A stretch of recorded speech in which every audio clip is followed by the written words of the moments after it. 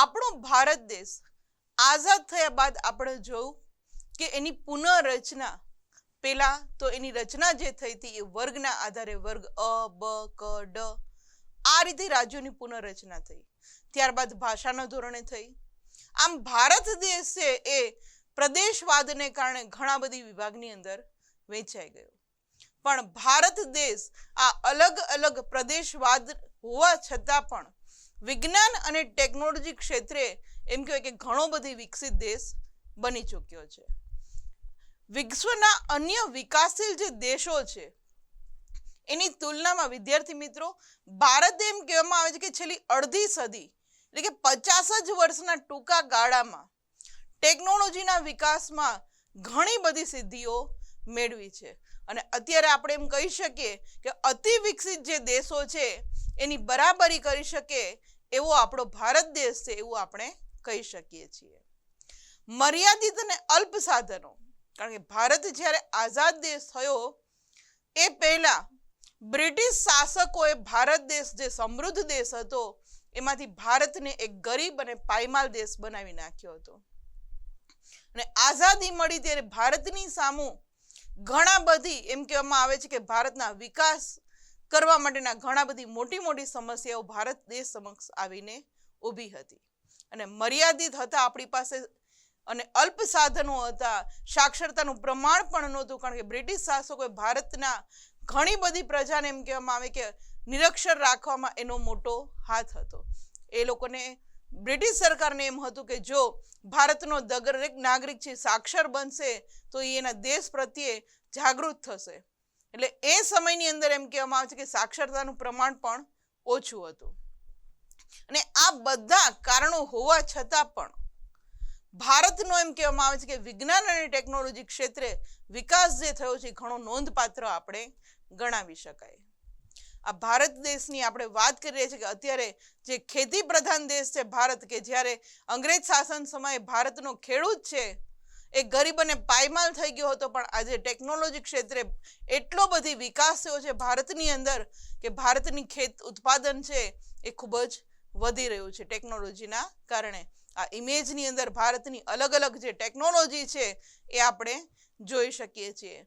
અને ભારતની ઘણી બધી આજે એમ કહેવામાં આવે છે કે પહેલા મહિલાઓને પુરુષની સમકક્ષ ગણવામાં નહોતી આવતી, પણ આજે દરેક મહિલા, ભારતની દરેક મહિલા એમ કહેવામાં આવે છે કે અધ્યયન ક્ષેત્રે, ઔદ્યોગિક ક્ષેત્રે, ટેકનોલોજીના ક્ષેત્રે, વૈજ્ઞાનિક ક્ષેત્રે, ત્યાં સુધી આપણે કહી શકીએ કે અલગ અલગ એ અવકાશ ક્ષેત્રે પણ ભારતની મહિલા આજે પહોંચી ચૂકી છે. આ ઇમેજની અંદર જે આપણને અલગ અલગ મહિલાઓના નામ અને એના ક્ષેત્ર જે આપવામાં આવે છે કે જે વિકસિત દેશોની સાથે બરાબરી કરી ચૂક્યું છે આપણું ભારત, એ આપણે જોઈ શકીએ છીએ. સ્વતંત્રતા પછી ભારતનું નેતૃત્વ કરનાર જે હતા આપણા વૈજ્ઞાનિકો, એમાંના પહેલા હતા ડૉક્ટર હોમી ભાભા, ડૉક્ટર રાજા રમન્ના, ડૉક્ટર વિક્રમ સારાભાઈ અને ડૉક્ટર સીવી રમન, અને ઇજનેરી ક્ષેત્રના એમ કહી શકીએ કે સર એમ વિશ્વેશ્વરૈયા. અને ત્યારબાદ આપણે વાત કરીએ તો સામ પિત્રોડા છે, ડૉક્ટર એપીજે અબ્દુલ કલામ છે, અને મેટ્રો અને રેલવે પ્રોજેક્ટના જે કોઈ સફળ બનાવનાર ઇજનેર હતા એ આપણા શ્રીધરન. કે આ બધા વૈજ્ઞાનિકોની મદદથી આપણો ભારત દેશ છે સ્વતંત્રતા પ્રાપ્ત કર્યા પછી ફરીથી એક વિકસિત દેશની હરોળમાં આવી ગયો, એટલું આપણે હરણફાળ ટેકનોલોજીના ક્ષેત્રે આગળ વધી રહ્યું છે. આવી પ્રવૃત્તિઓ માટેની સંસ્થાઓ, કારણ કે વૈજ્ઞાનિક લોકોએ જે પ્રવૃત્તિઓ કરી એ માટેની સંસ્થાઓ કઈ કઈ હતી, તો કે Indian institute of sciences and institute of technology, એટલે કે અને ત્યારબાદની ઇન્ડિયન સ્પેસ રિસર્ચ કે જેને આપણે ઇસરો કહીએ છીએ, આ બધી જ, અને ત્યારબાદની ફિઝિકલ રિસર્ચ લેબોરેટરી, આ દરેક લેબોરેટરી સંસ્થાઓની અંદર આપણા વૈજ્ઞાનિકોએ મહાન કાર્યો કરી અને ભારત દેશને ફરીથી એક કહેવામાં આવે છે કે સમૃદ્ધ દેશ બનાવવા માટેની પોતાએ કામગીરી કરી હતી. આ ઇમેજની અંદર જે આપણા અલગ અલગ મહાનુભાવો વૈજ્ઞાનિકો છે એની ઇમેજ આપણે જોઈ શકીએ છીએ. ત્યારબાદ વાત કરીએ તો સ્વતંત્ર વખતે જ અનાજ માટે પરાવલંબી રહેતા હતા, કારણ કે આપણો ભારતનો જે ખેડૂત હતો એ તો જમીન વહેણો, જમીન જ નહોતી એની પાસે, કારણ કે દેવામાં ડૂબી ચૂક્યો હતો. એટલે સ્વતંત્રતા મળી ત્યારે આપણે અનાજ માટે પરાવલંબી રહેતા હતા, એટલે કે બીજા દેશમાંથી આપણે અનાજ મંગાવવું પડતું હતું. અને આપણા દેશમાં આઝાદી પછી જ્યારે નોંધપાત્ર આપણને ખ્યાલ છે કે વસ્તી વધારો પણ થયો, અને છતાં પણ આજે આપણે ભારત દેશ કૃષિ ક્ષેત્રે એટલી બધી હરિયાળી ક્રાંતિ થઈ છે કે હરિયાળી ક્રાંતિના પરિણામે અનાજ ઉત્પાદન ક્ષેત્રે ભારતનું સ્વાવલંબન મહત્વની સિદ્ધિ ગણી શકાય કે અત્યારે ભારત દેશ છે એને કોઈ બીજા દેશ ઉપર અનાજ માટે જે આપણે પહેલા પરાવલંબી હતા એની બદલે હવે આપણે સ્વાવલંબી બની ગયા છીએ. અને એ ઉપરાંત આપણા ભારતમાંથી ઘણું બધું અનાજ આપણે વિદેશની અંદર એક્સપોર્ટ પણ કરતા થઈ ચૂક્યા છે. તેનું મુખ્ય કારણ શું છે? તો મુખ્ય કારણ છે હરિયાળી ક્રાંતિ. આ ઇમેજની અંદર ભારતની જે સમૃદ્ધ ખેતી હતી એ ફરીથી આપણે આઝાદી પછી મેળવી ચૂક્યા છીએ ટેકનોલોજીના કારણે, એ આપણે જોઈ શકીએ છીએ. ત્યારબાદ વાત કરીએ વિદ્યાર્થી મિત્રો તો કે બહુહેતુક બંધો બાંધવા, કારણ કે કૃષિ ક્ષેત્ર ભારત છે એ ખેતી પ્રધાન દેશ છે, તો ખેતી માટે સૌથી વધુ મહત્વનું છે એ ખેતી માટે પાણી પૂરું પાડવું. તો આ બહુહેતુક બંધો બાંધ્યા, ત્યારબાદ જળાશયો બનાવ્યા, નહેરો કાઢી, જળ સંચય કરતા આપણે શીખ્યા. આ ઉપરાંત કૃષિ વૈજ્ઞાનિકો જે હતા એને કૃષિ ક્ષેત્રે કાર્યરત જે ટેકનોલોજી જે છે એનો ઉપયોગ તથા કૃષિ યુનિવર્સિટીઓની પણ આપણા ભારતની અંદર સ્થાપના કરી કે જેથી ભારતના ખેડૂત વર્ગને આપણે યોગ્ય જ્ઞાન આપી અને સારી રીતે થોડી મહેનતથી વધુ ઉત્પાદન કઈ રીતે કરી શકીએ આવી કૃષિ યુનિવર્સિટીઓ સ્થાપી અને સતત સંશોધનો થઈ રહ્યા છે કે જેથી ભારતના વિકાસની અંદર આપણે મહત્વનો ફાળો આ કૃષિ ક્ષેત્રની એમ કહેવામાં આવે છે કે ભારતની અંદર એનો પણ મહત્વનો ફાળો રહેલો છે. અને પરમાણુ વિજ્ઞાનની વાત કરીએ તો પરમાણુ વિજ્ઞાન અને ટેકનોલોજી શાંતિમય ઉપયોગ કરવો. પરમાણુ આપણને ખ્યાલ છે કે પરમાણુ જે કંઈ શસ્ત્રો છે એનો ઉપયોગ અત્યારે એની ઉપર પાબંદી છે, તેમ છતાં પણ ભારતે પરમાણુ સંધિ ઉપર આપણે હસ્તાક્ષર નથી કર્યા. એનું કારણ તો બધાને ખ્યાલ જ છે કે પરમાણુ વિજ્ઞાન અને ટેકનોલોજીનો ઉપયોગ શાંતિમય થાય તે માટેના સંશોધનો, સંસ્થાઓ, પ્રયોગશાળાઓની પણ આપણે અહીંયા શોધ કરી છે, સ્થાપના કરી છે.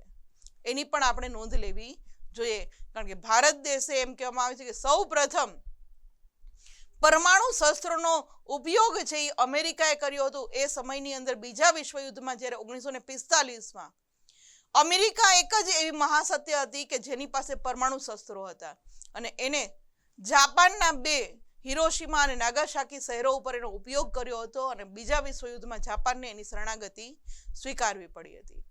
ત્યારબાદ ટૂંક જ સમયની અંદર રશિયાએ પણ આ પરમાણુ શસ્ત્રનો એમ કહેવામાં આવે છે કે બતાવી અને અમેરિકાને કહ્યું હતું કે અમે પણ તમારાથી પાછળ નથી.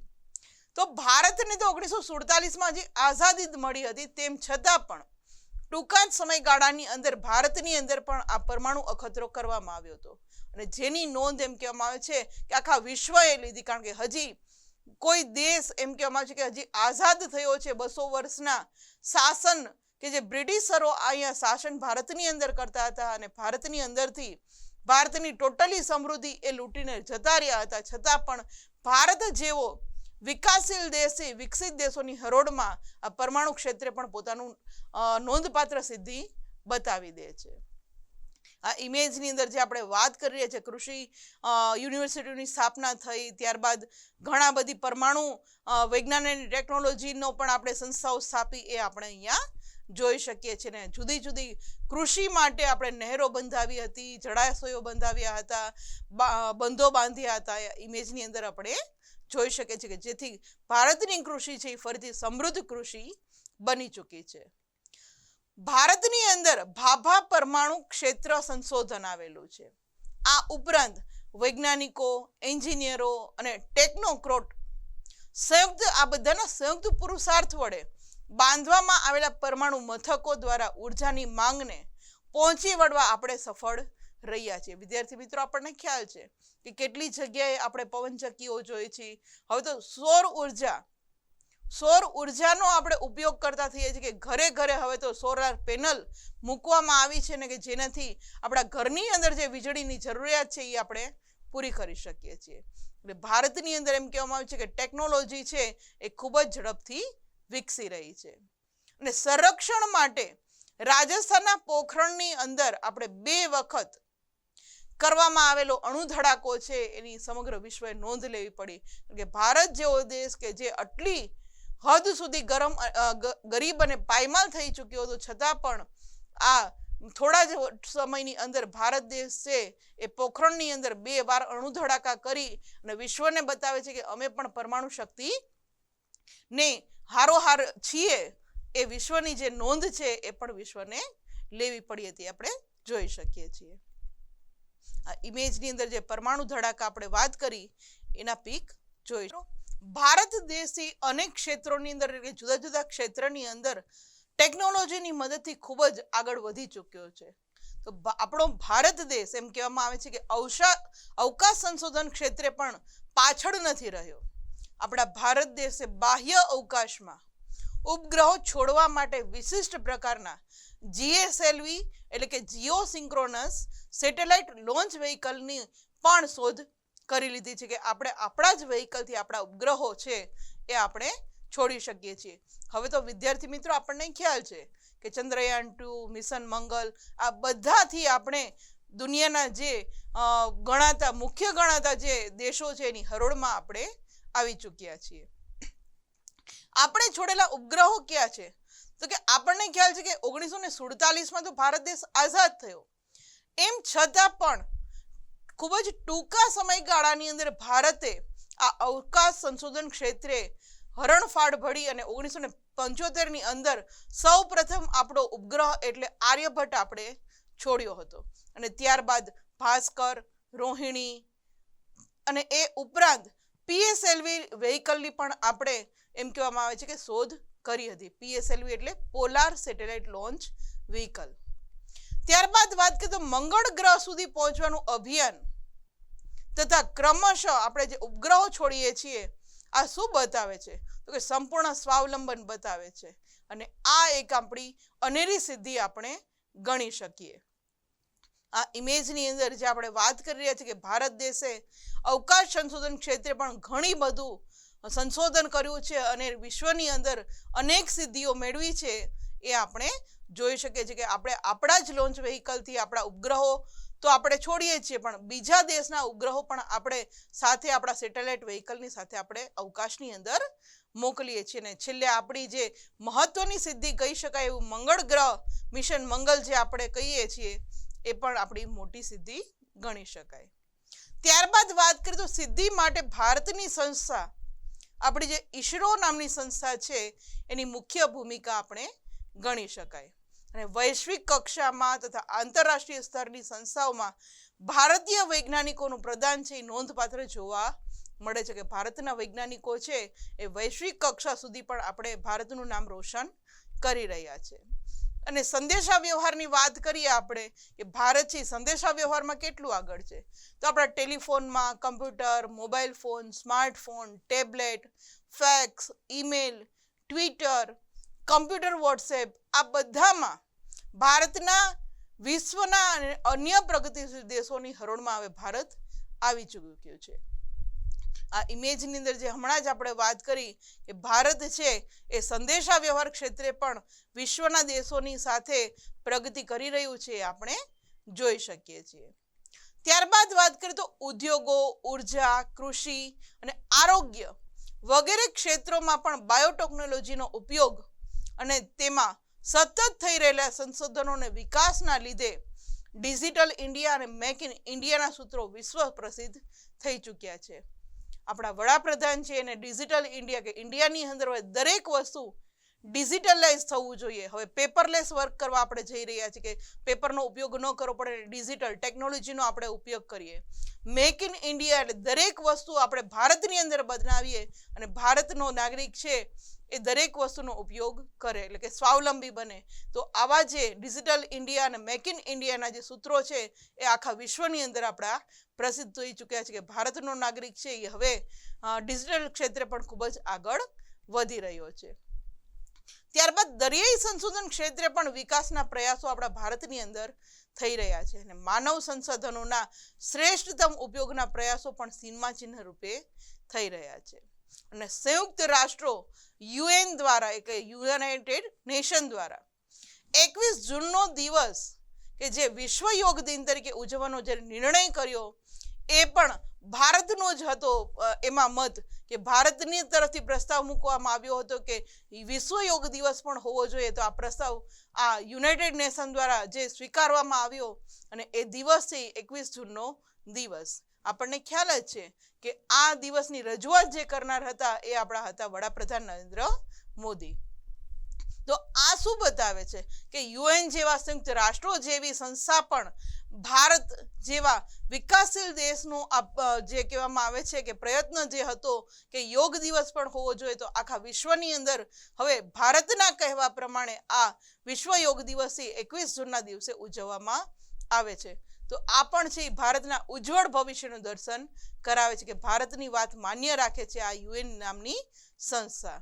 આ ઇમેજની અંદર જે આપણે વાત કરી રહ્યા છે કે ભારત છે એ દરેક ક્ષેત્રે આગળ વધી રહ્યો છે એ આપણે જોઈ શકીએ છીએ. અને છેલ્લી આપણી મહત્વની સિદ્ધિ કહેવાય કે સંયુક્ત રાષ્ટ્રએ પણ ભારતની એમ કહેવામાં આવે છે કે એક પ્રસ્તાવ સ્વીકારી અને વિશ્વ યોગ દિન 21 જૂનના દિવસે જે સ્વીકાર્યો અને આખા વિશ્વની અંદર આ દિવસે ભારતની પ્રાચીન આ જે પરંપરા છે યોગ કરવું અને સ્વસ્થ રહેવું, આ પરંપરાનો આખા વિશ્વએ સ્વીકાર કર્યો. એ તો આપણે એમ કહી શકીએ કે આ તો ભારત માટે ખૂબ જ ગર્વ લેવા જેવી સિદ્ધિ આપણી ગણી શકાય. તો જોયું ને વિદ્યાર્થી મિત્રો, સ્વતંત્રતા પ્રાપ્ત કર્યા પછી ભારત દેશ છે એની સામે કેટલી સમસ્યાઓ આવી, એમ છતાં પણ ખૂબ જ ટૂંકા સમયગાળાની અંદર ભારત આપણો દેશ જે છે એ ભારત દેશની અંદર પ્રગતિના એમ કહેવામાં આવે છે કે પંથ હંમેશા આગળ વધતો જ રહ્યો. આપણો ભારત દેશ ક્યારેય અટક્યો નથી. અને પછી કોઈ પણ ક્ષેત્ર હોય, વિજ્ઞાન અને ટેકનોલોજીના અલગ અલગ ક્ષેત્રની અંદર હરણફાળ ભરીને આજે વિશ્વના જે વિકસિત દેશો છે એની હરોળમાં આપણો ભારત દેશ આવી ગયો.